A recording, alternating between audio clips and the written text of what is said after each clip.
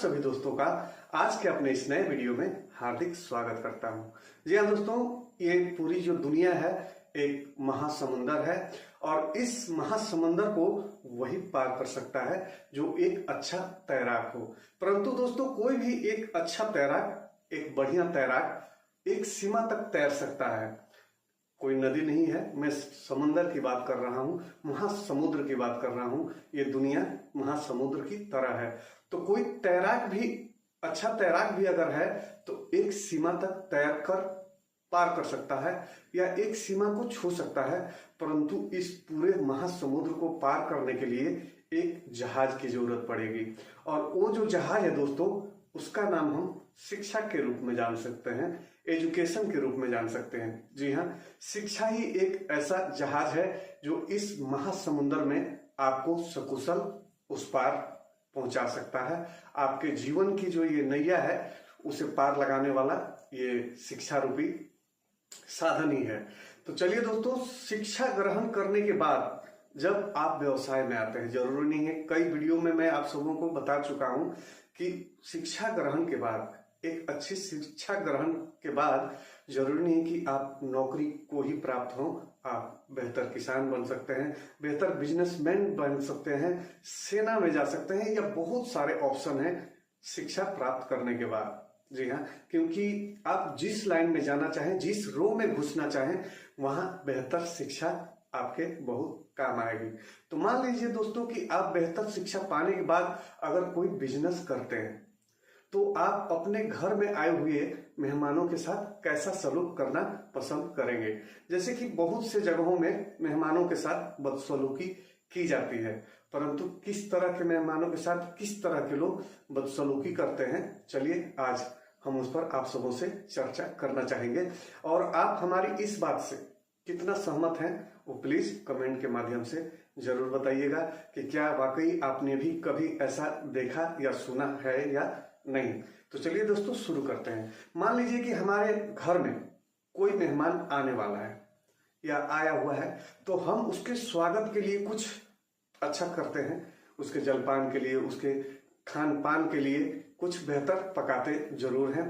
तो दोस्तों, वो जो हम पकाते हैं उनमें से सारी चीजें अव्वल नहीं होती, कुछ ऐसी होती हैं जो ज्यादा तेल वाली हो जाती हैं या कुछ ऐसी होती हैं जो जल जाती हैं।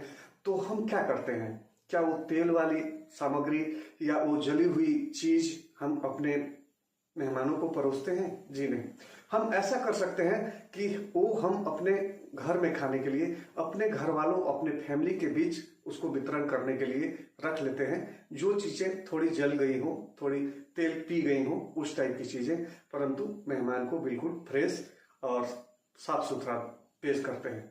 ठीक उसी प्रकार कल दिन हो सकता है कि आप कोई दुकान कर लिए हो, वो दुकान किसी भी चीज की हो सकती है, वो गिफ्ट की हो सकती है, कपड़े लत्तों की हो सकती है, जूता चप्पलों की हो सकती है, कुछ भी हो सकता है। दुनिया में जो चीजें बिकती हैं वो सारी चीजों की हो सकती हैं जिसका आप व्यापार करते हो। और आपके देश में बाहर के देशों से आए हुए कुछ मेहमान और वो पहुंचते हैं आपकी दुकान, और आपकी दुकान में उन्हें जो आप परोसते हैं वो किस टाइप का परोसते हैं। या दोस्तों, बहुत सारे दुकानदारों को ये आपने करते या कहते हुए सुना होगा कि जो चीजें हम विदेशियों को चिपकाते हैं या विदेशियों को जो फॉरेन से आए होते हैं, उन टूरिस्टों को जो हम चीजें देते हैं, वो चीजें बहुत जल्दी खराब हो जाया करती हैं और इसीलिए वो सारी चीजें हम अपने देश वालों को नहीं बेचते। क्यों?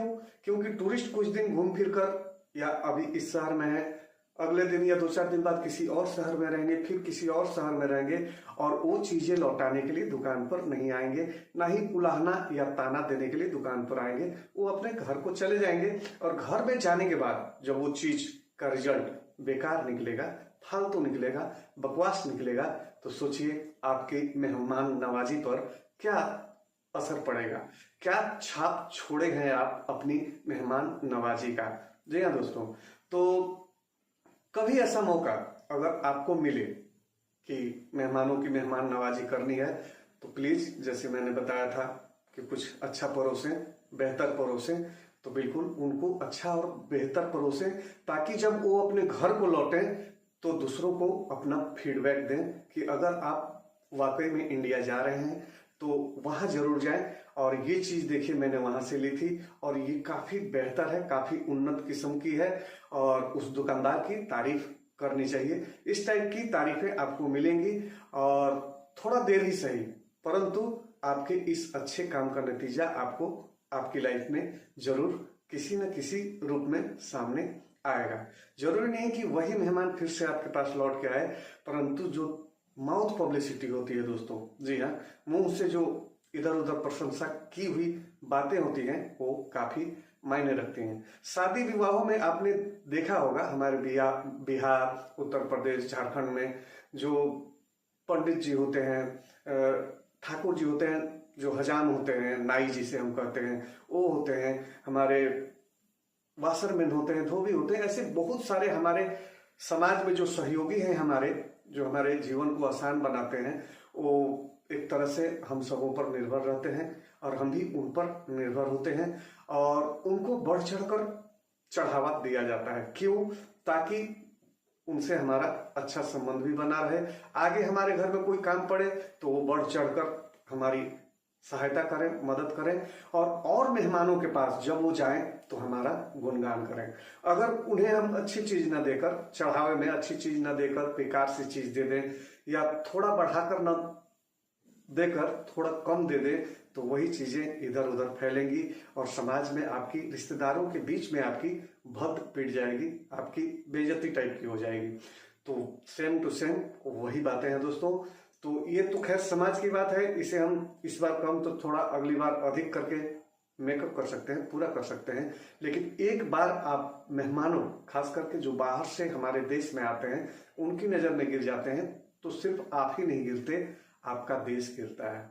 तो प्लीज दोस्तों इन सभी चीजों का ख्याल रखें और आपके जानकारी में अगर कोई आपका मित्र, दोस्त या कोई भी इस टाइप का काम करता हो कि बाहर के लोगों को गलत माल बेचता हो तो प्लीज उन्हें समझाएं, उन्हें रोकें कि इससे अच्छा संदेश नहीं जाएगा हमारे देश के लिए। तो जिस देश के नागरिक बेहतर नहीं हो उस देश को बेहतर कैसे माना जा सकता है।